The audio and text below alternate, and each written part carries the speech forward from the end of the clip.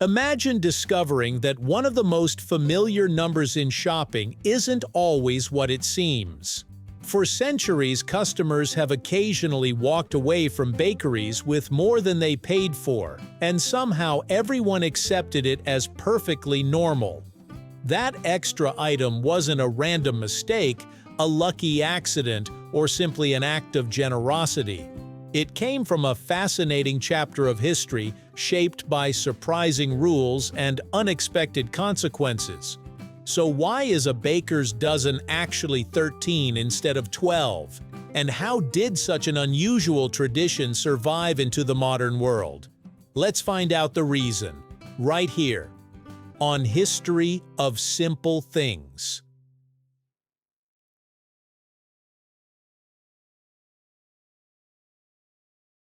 Long before the phrase baker's dozen existed, a dozen simply meant 12. The number became widely used throughout Europe because it was remarkably practical for trade. Unlike 10, 12 can be divided evenly into halves, thirds, quarters, and sixths, making it convenient for selling goods in different quantities. Merchants counted eggs, candles, cloth, and many other products by the dozen because it simplified transactions.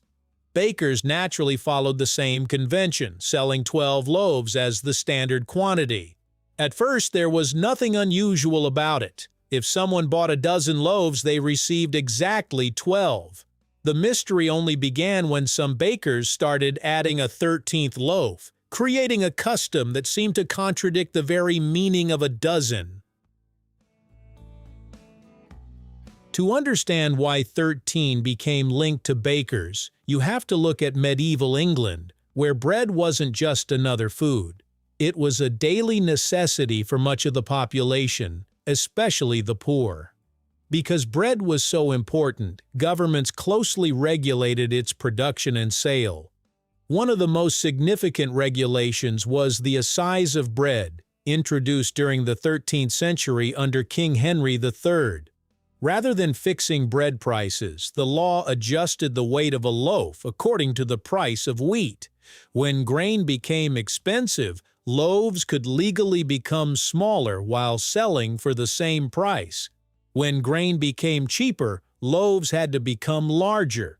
This system helped protect customers while keeping bread available despite changing market conditions.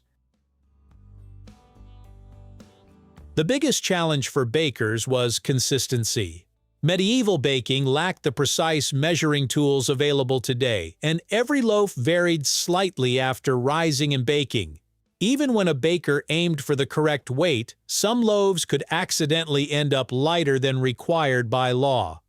Authorities regularly inspected bread sold in markets, and selling underweight loaves could lead to serious consequences. Punishments ranged from fines and confiscation of goods to public humiliation, with repeat offenders facing harsher penalties. Since bread was considered essential for public welfare, officials treated fraud seriously. The risk of falling even slightly below the legal weight often outweighed the cost of giving customers a little extra. To avoid accidentally breaking the law, many bakers adopted a simple solution. Instead of selling exactly 12 loaves to wholesalers or regular customers, they included a 13th loaf at no additional charge. If one or two loaves happened to weigh slightly less than expected, the total weight of all 13 would still exceed the legal requirement for 12 properly sized loaves. In effect, the extra loaf acted as insurance against costly penalties. This practice became especially common in wholesale transactions, where bread was often counted in bulk rather than inspected one loaf at a time. Over time, customers came to expect this bonus loaf, and the phrase "baker's dozen" became shorthand for 13 instead of 12.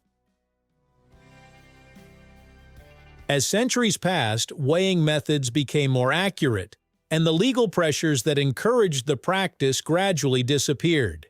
Even so, the expression refused to fade away. Instead, it evolved into a cultural tradition.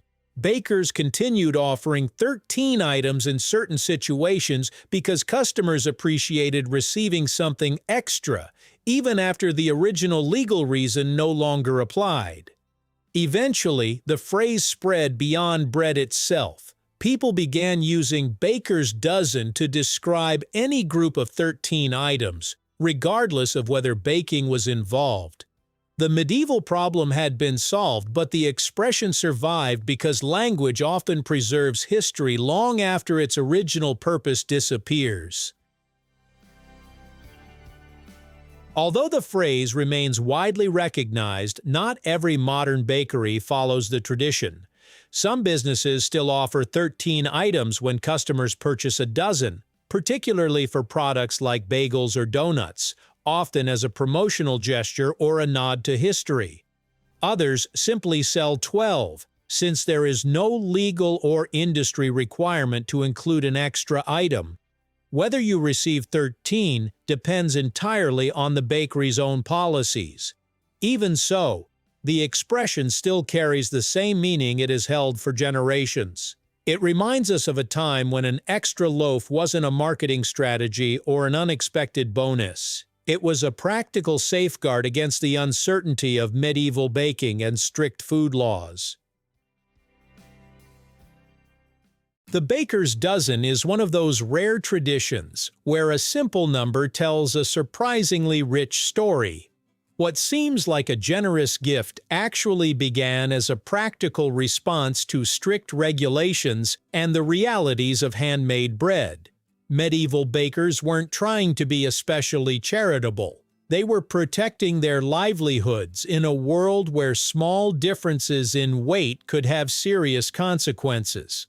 Over time, that practical solution became a symbol of receiving a little more than expected. It's a reminder that many everyday expressions have histories hidden beneath the surface, shaped by the needs and challenges of people who lived centuries ago.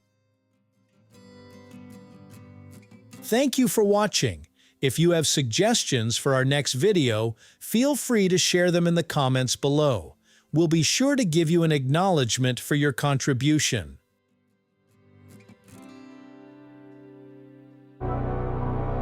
Thank you for joining us on this journey through the history of simple things. Don't forget to like, subscribe, and stay tuned for more stories woven through the smallest details.